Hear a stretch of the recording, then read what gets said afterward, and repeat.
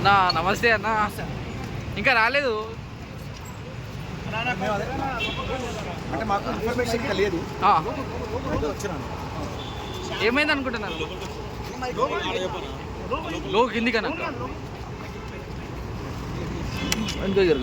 High court advocate Vinod అన్న నాతో పాటు ఆయన రావడం జరిగింది. ఆయన కూడా న్యాయం చేయడానికి మనకు తోడుగా ఉన్నారు. అసలు ఏం జరిగిందన్న, అసలు అనుకోకుండా జరిగిన పరిణామాలు ఇవన్నీ. అంత ఇదేం కాదు, అనుకోకుండా జరిగిన పరిణామాలు. ఒక మంచి విజయం వాటిల్లినటువంటి సందర్భంలో ఇలాంటి సంఘటన జరుగుతుందని అసలు ఎవరు ఎక్స్పెక్ట్ చేయరు. మీ అందరికీ తెలుసు, మన ఇంట్లో కూడా కొన్ని శుభకార్యాలు ఉంటాయి, అనుకోకుండా చిన్న ఏదో జరుగుతూ ఉంటాయి. అది మనకు సంబంధం ఉండకుండా కూడా కొన్ని జరుగుతాయి. అవి మన ఆనందంలో కొన్ని అపార్థాలు జరిపోయింది. అలాంటి దాంట్లో ఇది ఒకటి అని భావిస్తాను. అది బ్యాడ్ లక్ అంతే. నాన్ అవైలబుల్ అంటున్నారు, ఏమంటారు మీరు? అది చూడాలండి. అంటే ప్రభుత్వం మేము గౌరవిస్తున్నాం. ప్రభుత్వాన్ని గౌరవిస్తూ చట్టాన్ని గౌరవిస్తూ మేము రావడం జరిగింది.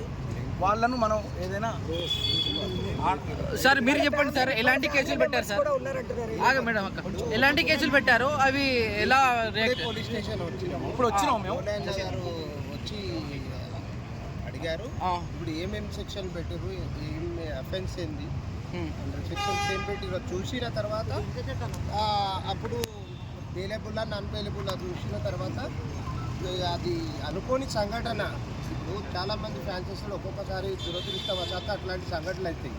అలాంటివి గోలన్న గారు దగ్గరుండి దీన్ని పరిశీలించేసి ఈ తమ్ముడికి ఒక రైతు బిడ్డ, ఆయనకి ఏం తెలియదు, కొత్తగా వచ్చిండు, ఆయన తెలియకుండా జరిగిన సంఘటన కాబట్టి చట్టాన్ని గౌరవించాలి కాబట్టి ఆయన తీసుకొచ్చిండు. ఇప్పుడు పోయి ఏమేమి పెట్టిరో చూసిన తర్వాత ఫర్దర్గా బెయిలబుల్ పెడితేనేమో ఇక్కడనే స్టేషన్ బెయిల్ తీసుకుంటాం.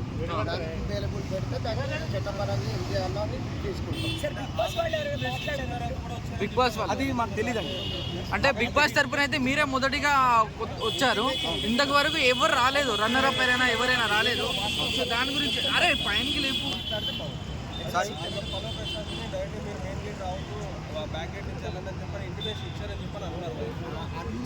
అన్నారని మనం అంటున్నాం, కానీ అది కరెక్టా లేదా అనేది మనకు కూడా తెలియదు.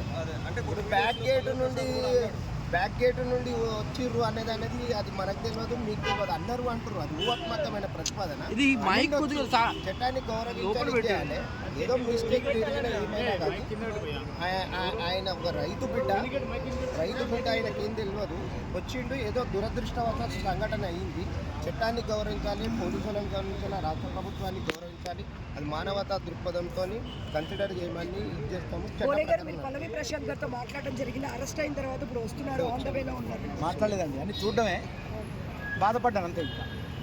అంటే ఇంత మంచి ఆనంద ఉత్సవంలో ఇట్లా ఎందుకు జరిగింది, అసలు ఏం జరిగిందో నాకు తెలుస్తలేదు అసలు. ఫస్ట్ నేను కూడా నా కార్లో కూడా వస్తున్నప్పుడు చాలామంది జనాలు, అంటే ఒక సెలబ్రేషన్ జరిగేటప్పుడు జనాలు గుమిగూడతారు, అందులో రకరకాల వ్యక్తులు ఉంటారు.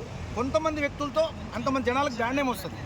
అంత మాత్రాన ఒక మంచి పేరు తెచ్చుకున్నటువంటి వ్యక్తి ఇలా ఎందుకు జరిగింది ఆయనకు అనే దాని మీద నాకు కూడా అర్థం కావట్లేదు. బోలేషావలి గారు నాగార్జున మీద కూడా అరెస్ట్ చేస్తారని చెప్తున్నారు. తెలియదండి, నాకు తెలియదండి. అంటే మీకు లోపల ఏమైనా ఇంటిమేషన్ ఇచ్చారా? బయట జనాలు ఉన్నారు, కనిపించేది ప్రశాంత్ విషయం కనిపిస్తుంది. సార్ ఒకటి ఏం జరుగుతుందో సార్ అంతవరకు బయట జనాలు ఉన్నారు, మీకు లోపల ఏమైనా ఇంటిమేషన్ ఇచ్చారా బయటికి రావద్దు అని?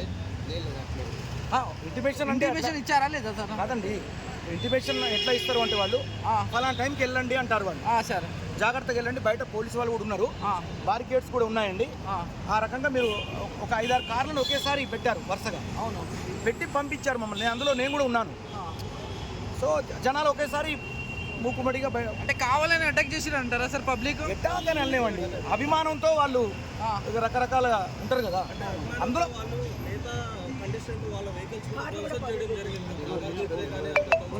ధ్వంసం అంటే ఒకటండి, ఇప్పుడు 100 మంది మంచాలు ఉన్నప్పుడు 2-3 అందులో ఏదో చేసి ఉండొచ్చు బహుశా, కానీ అంత మాత్రాన అది చాలా తీవ్ర స్థాయికి వెళ్ళిపోయింది. ఎందుకంటే ఆర్టీసీ బస్సుల మీద కూడా నాకైతే దాని మీద నాకు అవగాహన లేదు.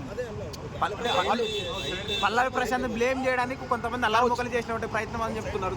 కావచ్చు సార్, ఒకసారి థ్యాంక్స్ సార్, థ్యాంక్స్ సార్, మళ్ళీ మాట్లాడండి. థ్యాంక్ యూ అండి.